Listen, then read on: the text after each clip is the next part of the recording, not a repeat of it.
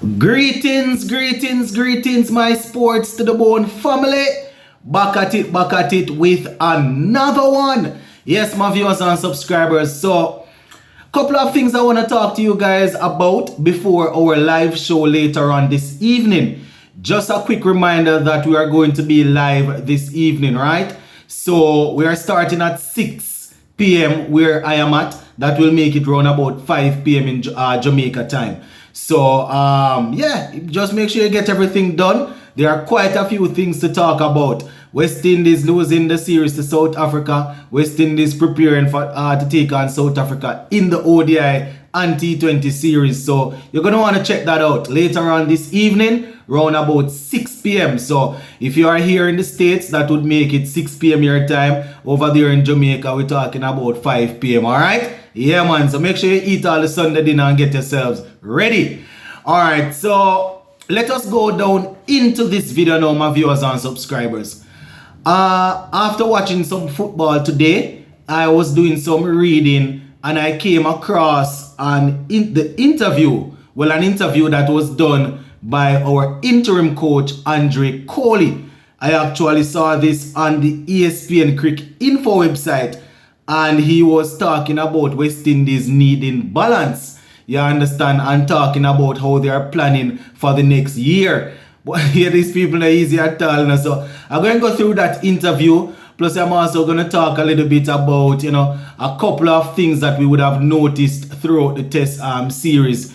You can call it the highs and lows, or you can call it major talking points coming out of that series. So we're going to talk about a few of those things. And if you get an opportunity later on, we will definitely readdress some of these same concerns. So just hit that subscribe button while you watch as I work my way through this one. So I am taking this one from the ESPN Cricket Info website, as I said earlier. So the headline says, West Indies search for balance between Test and T20 League for their players. So the article starts by saying, interim coach Coley says, I know the players want to play for West Indies and we want our best players to play for the West Indies.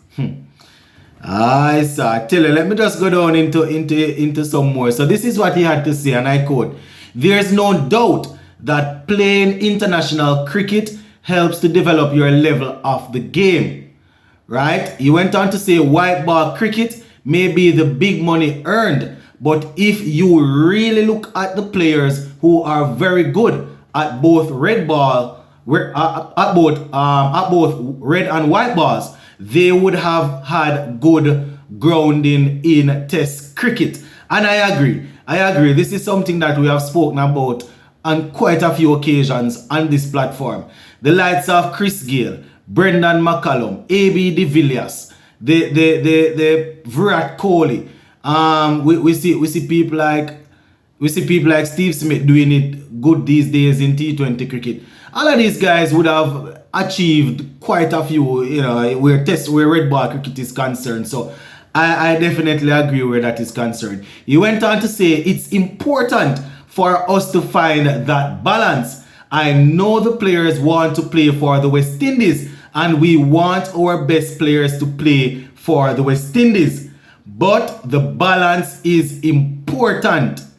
It's also their livelihood.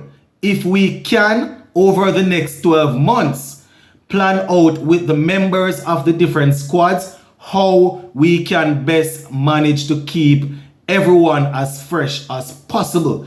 He went on to say for international and franchise cricket, we will have a good chance of being more competitive. All of this is sounding good enough. So he's saying if they can sit with the players, work out who are available and when they're available, keep them fresh, they will have a good chance of performing well. So he's talking about over the next 12 months. That is it with West Indies, Every time they lose a series, you hear about how they are planning for the next 6 months, they are planning for the next 12 months. When the next 12 months comes around, you're going to hear that they are planning for the next 12 months again. And I understand, whatever you are doing, there has to be plan. There has to be some level of planning. But at the end of the day, man, whatever it is that you are planning, you have to make sure that you know, at the end of the day, you can see the benefits of what you're planning for, or else it just going to seem as if you are just, you know, putting things out there to say that you're actually doing things. So that is what he's saying. He's saying that he's quite sure that the players want to play for West Indies. I don't know about that, you know. I don't know about that. I understand people's livelihood, people wanting to make as much money as possible for themselves and their families.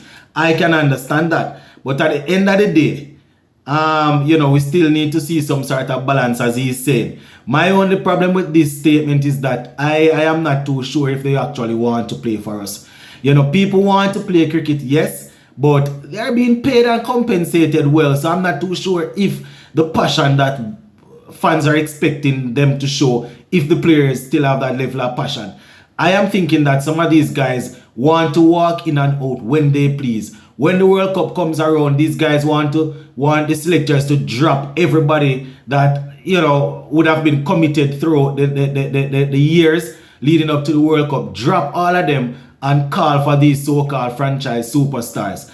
That is what I have seen. You understand? I don't need to call names again. But every time we have T20 and ODI World Cup coming around, these guys just come out of the woods and behave as if the selector should drop and turn their back on everybody that have been fighting to try and make the team. I can understand that, you know, you're going to have one and two players that they are so probably, I don't even know if we have those players anymore, because Gale is no longer playing. Bravo and these guys that usually perform well, they are no longer playing. So I'm not even sure if we can say we have guys that are dominating, are so good in the franchise cricket so that you can give them a blind and pull them in there. I will not see anybody like that. You understand? I mean, people, I don't know. I don't know if we have anybody like that. You understand? So it's really tough. It's really tough for them to drop everything and turn to these guys. So when the interim coach is talking about the next 12 months, I don't know what kind of difference is going to happen. I don't know. I just have to watch and see. But I just wanted to let you guys know that, you know, this is the last punch that Kohli had to give in terms of the test series, saying that you know, they're looking to strike a balance and they're looking to get things together for the next 12 months. You can hardly not laugh when you're reading what these guys are talking about. Anyway, that is what he had to say. Now, in terms of this test series, I don't even want to go down into it too much because we're going to do a live show this evening, as I said, 6 p.m., you know, where I am at. If you're in the States, Jamaica, a couple of other places, that's going to be 5 o'clock for you guys. So I don't want to go too much in the test cricket, but, you know, there are quite a few things that happen in that series there.